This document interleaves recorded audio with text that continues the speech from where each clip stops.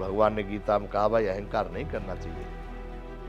एकदम निर्मल हो गए थोड़ी देर के लिए, उसके बाद में फिर कुछ घंटे, कुछ दिन या कुछ महीनों के बाद फिर वही स्थिति, ये स्थिरता नहीं हुई। तो भगवान कह रहे हैं कि अंतःकरणों की स्थिरता, इसके साथ मन इंद्रियों सहित शरीर का निग्रह, इसको कहा गया है जो अष्टांग योग कहते हैं, जिसमें सम यम।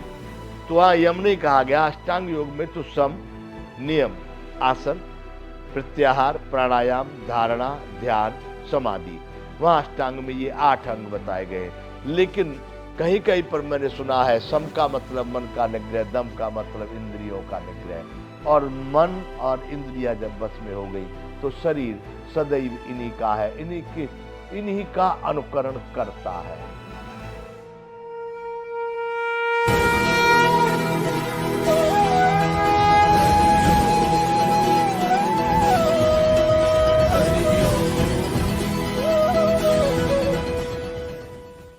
जय विश्ववंत संपूर्ण गीता ज्ञान। तो ये भगवान ने बताए, पहले जो बताए वह क्षेत्र के विकार बताए।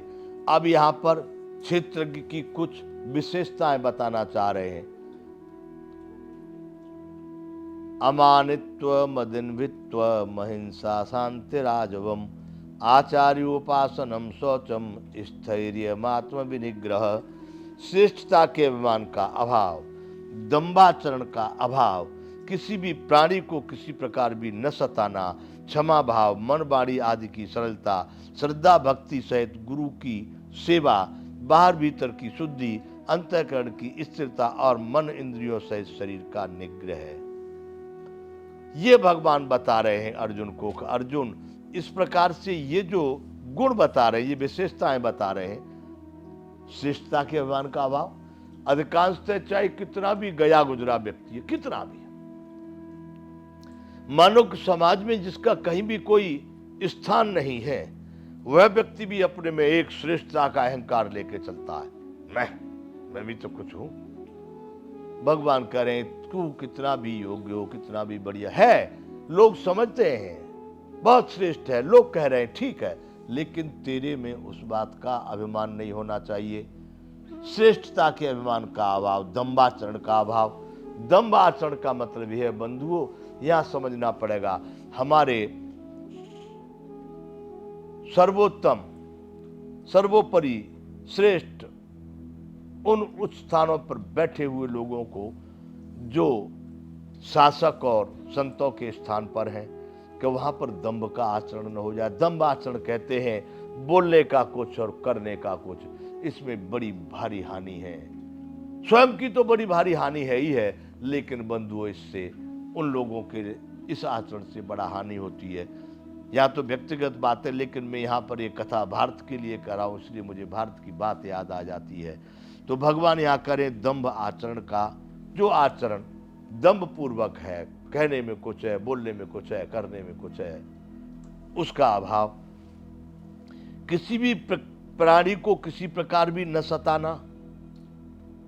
प्राणी को ऐसा नहीं कहा कि भाई किसी भी मनुष्य को किसी प्रकार न सताना। अपनी योजना नहीं है किसी को सताने की। हम अपने शत्रु को भी कभी दुख देना नहीं चाहते, हम उसके लिए भी मंगल कामना, शुभ कामना करते हैं। परंतु इसका मतलब नहीं है कि कोई अधर्म का आचरण करने वाला व्यक्ति, राक्षस प्रवृत्ति का व्यक्ति, आतंकवादी, किसी प्रकार का कोई व्यक्ति आकर के कोई अनेक प्रकार के अधर्म अनर्थ के कार्य कर रहा है और वो हमारे इस शरीर के माध्यम से उसको कोई दंड दे दिया गया, तो इसका मतलब आप ये ना समझना कि हमने सताया, नहीं, उसके कर्मों का परिणाम वो भोग रहा होगा। न सताना कहते उसको जिसमें हमारा कोई अपना प्रयोजन या आयोजन नहीं है। तो भगवान यहां कह रहे हैं किसी भी प्राणी को किसी भी प्रकार न सताना।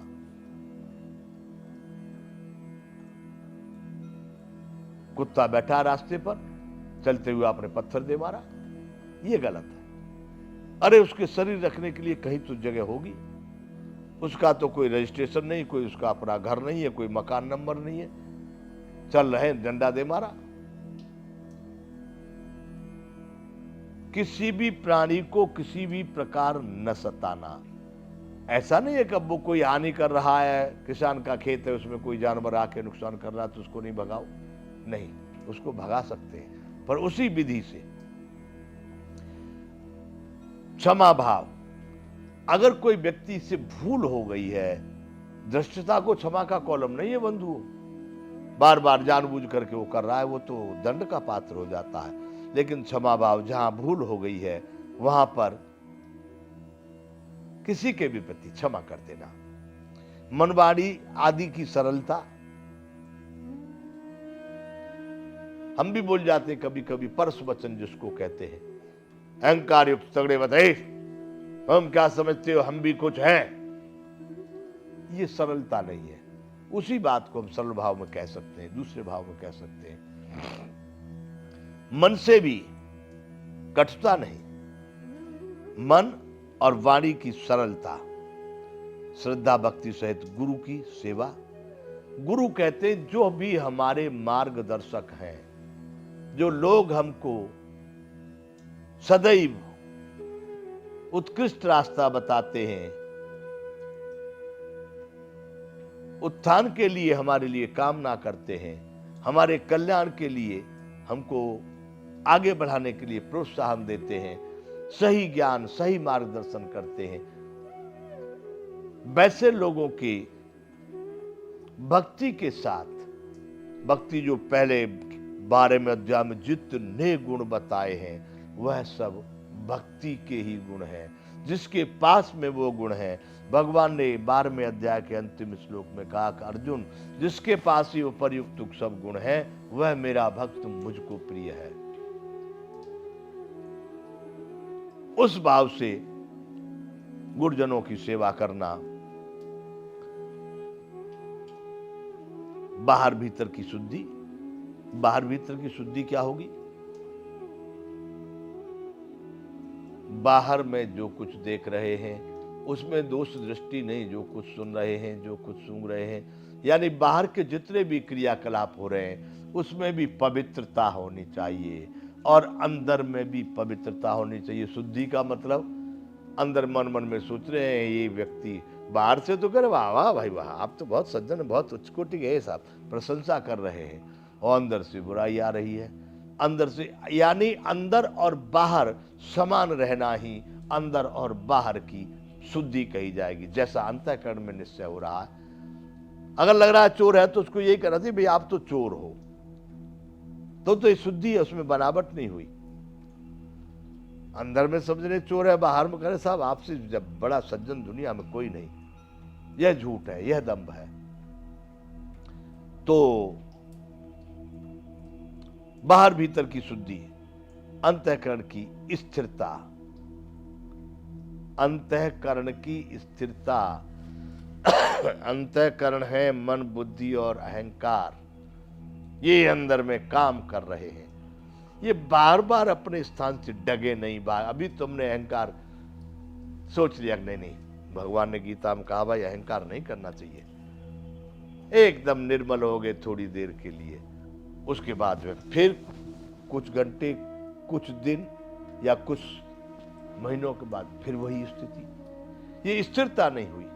तो भगवान कह रहे हैं कि अंतःकरणों की स्थिरता, इसके साथ मन इंद्रियों सहित शरीर का निग्रह, इसको कहा गया है जो अष्टांग योग कहते हैं, जिसमें सम यम। तो वहां यम नहीं कहा गया, अष्टांग योग में तो सम, नियम, आसन, प्रत्याहार, प्राणायाम, धारणा, ध्यान, समाधि, वहां अष्टांग में ये 8 अंग बताए गए। लेकिन कहीं कहीं पर मैंने सुना है सम का मतलब मन का निग्रह, दम का मतलब इंद्रियों का निग्रह, और मन और इंद्रियां जब बस में हो गई तो शरीर सदैव इन्हीं का है, इन्हीं का अनुकरण करता है। तो भगवान ने यहां पर अंत में कह रहे हैं कि मन इंद्रियों सहित शरीर का निग्रह, निग्रह का मतलब नियंत्रण, निग्रह का मतलब इनको सही दिशा में संचालन। ऐसा कभी नहीं होगा बंधुओं कि मन मर जाएगा, ऐसा कभी नहीं होगा कि इंद्रियां नष्ट हो जाएंगी। अगर इनके नष्ट होते ही तो हमारा फिर जीवन भी व्यर्थ ही हो जाता है। अतः काम क्रोध लोभ मोह जो भी इस शरीर के साथ उत्पन्न हुए अहंकार बुद्धि और मन है, ये इस शरीर के साथ ही रहेंगे। 15वें अध्याय में बात आएगी कि इंद्रियों सहित मन बुद्धि अहंकार के साथ यह जीवात्मा इस शरीर को छोड़ करके जहां भी दूसरे शरीर में प्रवेश करता है, दूसरे शरीर को प्राप्त करता है या जहां भी जाता है, वो इनको साथ लेकर चलता है।